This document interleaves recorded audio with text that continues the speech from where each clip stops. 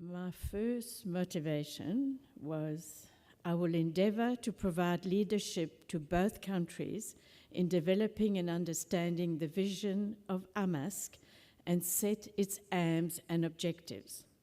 To achieve this, I will need to put into place communication channels with the three-state president of ASCA in Australia and Barradine College in New Zealand.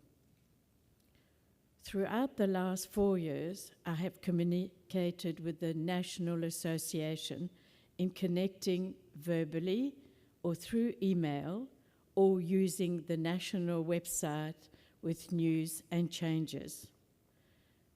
Visiting the association has been very productive, as I believe it is the only way to make direct contact with the alumni.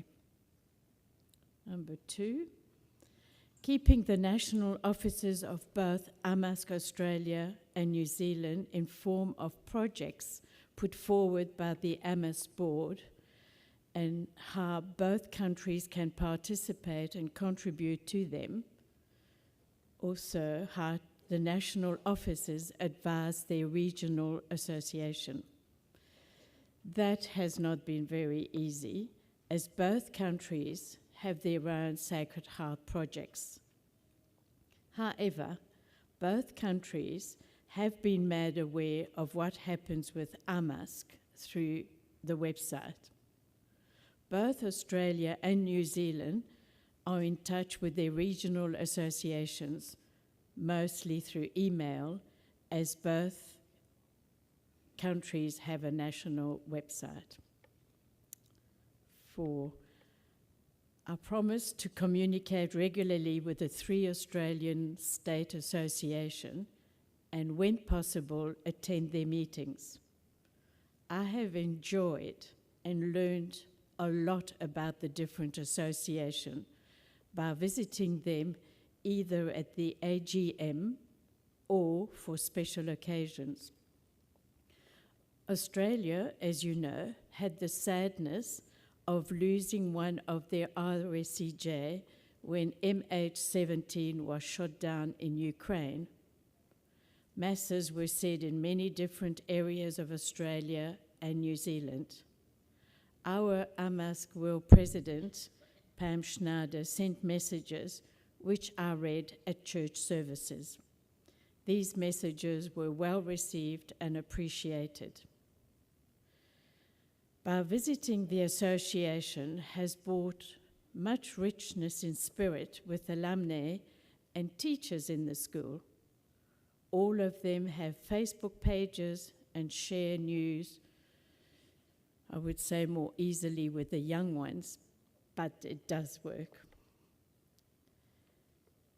In New Zealand, there was a school called in Wellington, which closed down some years ago. They have continued to have a strong alumni association.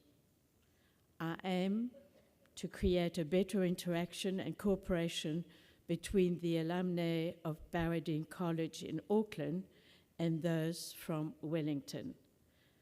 These 2 alumni associations share a common heritage and common goals of the Sacred Heart education.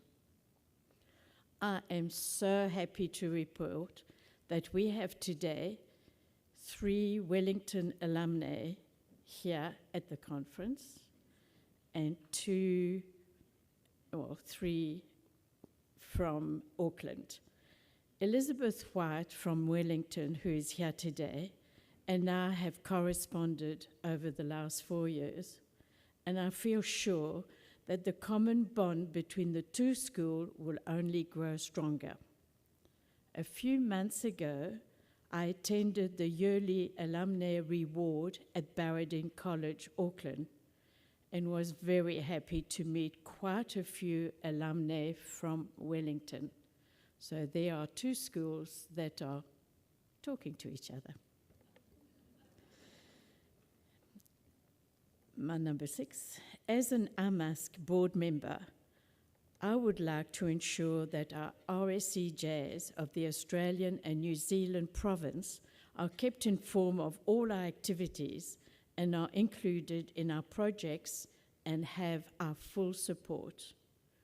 We really care for our RSCJs in both Australia and New Zealand. We visit them on the Feast of the Sacred Heart and share many of our news. Our association committee has an RSCJ who liaises with the society. So there is that strong contact between the alumni and the RSCJ. As webmaster, I have become the liaison person with the RSCJ to communicate news from the United Nations or other project that they would like our alumni to know about. I also promised to keep the AMAS board regularly informed of the activities of both Australia and New Zealand alumni. Through the AMAS newsletter, I have been able to write some of the news of events happening in both countries. My last motivation on that day in Joigny, I said that if it was possible and practical, I would organise an Australia-New Zealand national meeting to promote the future 2014 World Congress. A conference was held in Sydney with the theme, Bloom Where You Are Planted. Alumni from other countries in the Asian Pacific were invited. Our world president came to it and delivered a wonderful speech for which we were all thankful.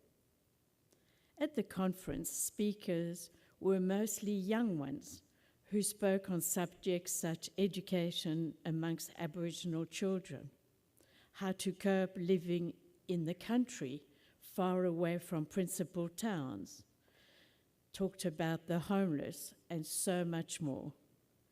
My own daughter Claire, who had been in Miami, was so taken by a special presentation from a Sacred Heart alumni who spoke on Down syndrome children and their lives. She is a Sacré-Cœur of Miami.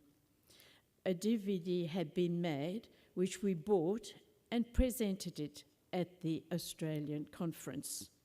We even invited a Down syndrome young adult and a helper who, after seeing the film, were able to talk about their feeling in seeing the film. So let's not give up on the young ones. Sometimes they do come to the party.